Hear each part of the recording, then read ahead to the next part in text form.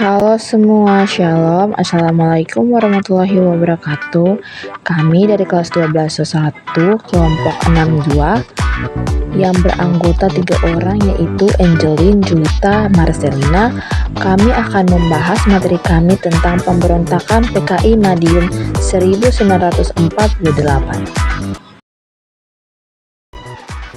Jatuhnya Kabinet Amir Syarifuddin pada 22 Januari 1948 menjadi titik awal dari rangkaian peristiwa yang berujung pada pemberontakan.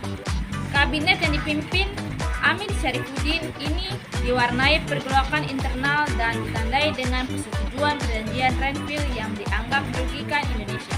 Adanya musuh dan ambisi komunis, Musso, pemimpin PKI yang baru kembali dari Belanda setelah beberapa tahun, diasingkan melihat peluang baru di tengah situasi politik yang kacau. Ia menjalin hubungan dekat dengan Amir Syarifuddin dan bersama-sama mereka mulai merumuskan strategi untuk memperluas pengaruh PKI. Propaganda anti-RERA dan ketidakpuasan militer, kebijakan rekonstruksi dan rasionalisasi aparatur negara atau RERA yang digagas oleh Kabinet Hatta memicu reaksi keras dari PKI dan para bekas tentara. RERA bertujuan untuk mengembalikan 100.000 tentara demobilisasi menjadi rakyat sipil di tengah situasi ekonomi yang sulit dan kekhawatiran akan agresi Belanda, ketegangan ideologi dan perebutan pengaruh. Di tengah pergolakan politik dan ekonomi, ketegangan ideologi antar nasionalisme dan komunisme semakin memanas. PKI dengan ideologi komunisnya berusaha untuk mendapatkan pengaruh yang lebih besar dalam pemerintahan dan masyarakat.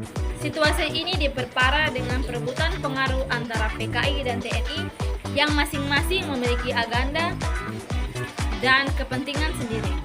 PKI melihat TNI sebagai penghalang bagi ambisi politiknya dan berusaha untuk melemahkan kekuatan militer. Faktor internasional dan perang dingin. Faktor internasional, terutama perang dingin antara Amerika Serikat dan Uni Soviet, turut mempengaruhi situasi politik di Indonesia. PKI mendapat dukungan dari Uni Soviet dan negara-negara komunis lainnya, sedangkan Amerika Serikat dan negara-negara barat mendukung pemerintahan Indonesia.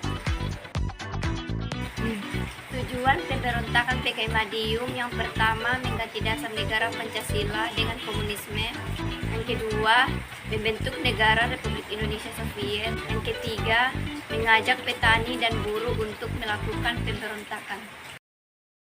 Sejumlah tokoh memiliki peran penting dalam berdiri dan perkembangan PKI serta terlibat dalam pemberontakan PKI Madiun 1948.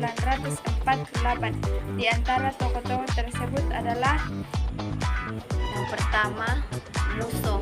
Musso adalah seorang pemimpin PKI yang lahir pada 12 Agustus 1997 dan meninggal pada 31 Oktober 1948. Ia dibunuh pasukan pemerintah saat mencoba melarikan diri di pegunungan dekat Ponorogo. Perannya dalam pemberontakan PKI Madiun adalah merancang strategi dan membentuk TRI. Yang kedua, Amir Syarifuddin berperan sebagai pemimpin pemberontakan PKI 1948 bersama Musso. Amir dieksekusi mati bersama beberapa tokoh PKI lainnya. Pada 19 Desember 1948, ia berperan dalam memimpin pelarian setelah Musso tewas bersama 3.000 orang golongan kiri, dan masih ada beberapa tokoh pemberontakan lainnya. Pemberontakan PKI Madiun ini memiliki dampak yang signifikan bagi Indonesia, di antaranya 1. Korban jiwa. Pemberontakan ini menelan banyak korban jiwa termasuk tokoh masyarakat, pegawai pemerintah, pasukan pemerintah, ulama, santri, dan masyarakat biasa. 2. Ketegangan ideologis. Pemberontakan ini meningkatkan ketegangan ideologis antara kelompok komunis dan non-komunis. 3. Perpecahan PKI. Pemberontakan ini mengakibatkan perpecahan PKI menjadi dua fraksi, yaitu pro-Uni Soviet dan pro-Tiongkok. Resepsi terhadap PKI menjadi sasaran represi dan penindasan oleh pemerintah dan militer. Sentimen anti-komunis tumbuh kuat di masyarakat Indonesia.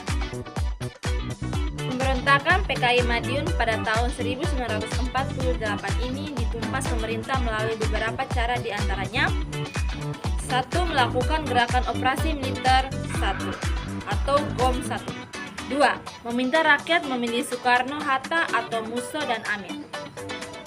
3. Memerintahkan Kolonel Gatot Subroto dan Kolonel Sungkono untuk memimpin operasi penumpasan. Sekian hasil pembahasan kami tentang pemberontakan PKI Madiun 1948. Mohon maaf jika ada kekurangan, kami ucapkan terima kasih.